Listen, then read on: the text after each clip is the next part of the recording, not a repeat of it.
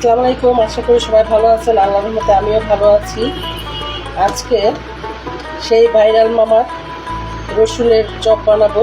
এখানে বোটের ডাল আর খেসারি ডাল নিয়েছি আমি, রসুন, ধনিয়া পাতা, কাঁচামরিচ, বোম্বাই মরিচ আর হলো পেঁয়াজ কুচি করে নিয়েছি। এখন আমি এই ডালটা ব্লেন্ডারে আধা ভাঙ্গা করে নিব। এটা আমি ব্লেন্ড করে নিচ্ছি, অনেকটা ঢেলে নিচ্ছি।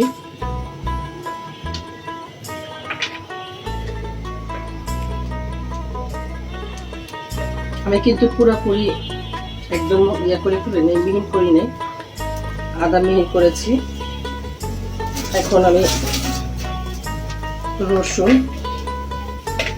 যেহেতু এটা রসুন দিয়ে বানানো ভাইরাল সে রসুন চপ, কেন সব সময় তো সব জায়গায় যেয়ে খাওয়া সম্ভব না, বাকি উপকরণগুলো দিয়ে দিচ্ছি। এই জন্য আমি আমার মতো করে বানাচ্ছি আর কি, খাওয়ার জন্য।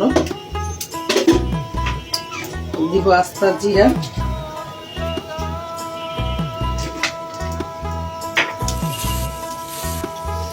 স্বাদ মতো লবণ,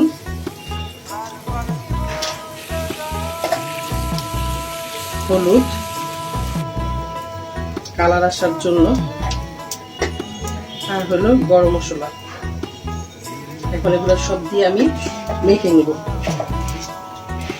কড়াইতে আমি তেল দিয়ে দিলাম। আমি কিন্তু রসুন টসুন সব ধুয়ে পরিষ্কার করে কুচিয়ে ধুয়ে রেখে সবকিছু রেখে দিয়েছিলাম। এখন আর কি একসাথে মিশালাম। আবার বলেন না কেউ যে রসুন ধুয়ে নিলেন না।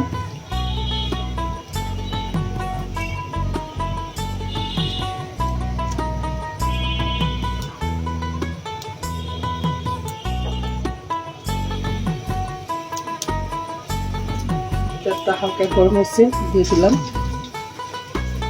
আস্তে আস্তে চপগুলো জালটা মিডিয়াম করে দিতে হবে, নাহলে রসুনগুলো সিদ্ধ হবে না।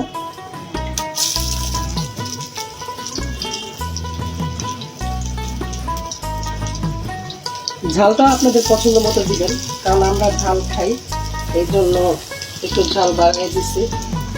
আর বোম্বাই মরিচ দিয়েছি গ্রানের জন্য।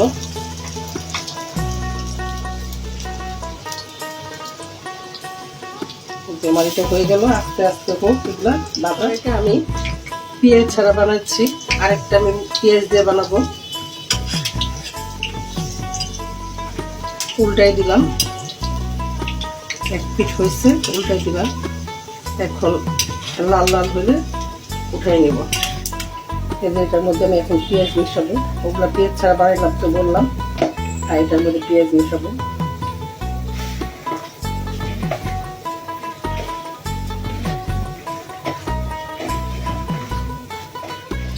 যেটা আমি উঠে ফেলাই, আর একটু কালার দিলে একদম মচমচা হয়ে যাবে, খেতে ভালো লাগবে না।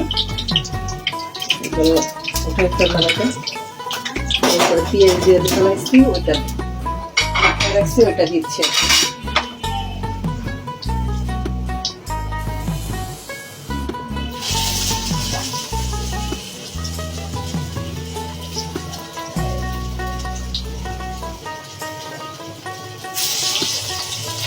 খুব সুন্দর একটা রসুনের গান আসে, এই গানটাই খেতে মন চায়। উল্টে দিতেছি।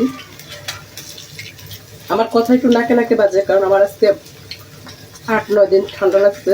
অনেক জ্বর ছিল না তেমন একটা, কিন্তু কাশি ছিল, এখনো কাশি আছে, যার কারণে আমার নাকে নাকে কথা বাজে। আপনাদের হয়তো একটু বুঝতে সমস্যা হতে পারে। পেঁয়াজগুলো সব উল্টাই দিতেছি। দ্বিতীয়টা আমার হয়ে গেল, এগুলো উঠে ফেলতেছি।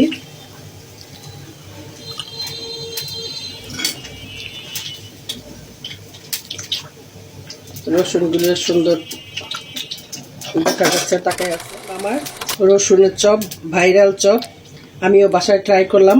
আপনাদের ভালো লাগলে আপনারাও বাসায় বানাবেন। আল্লাহ হাফেজ, আসসালামু আলাইকুম।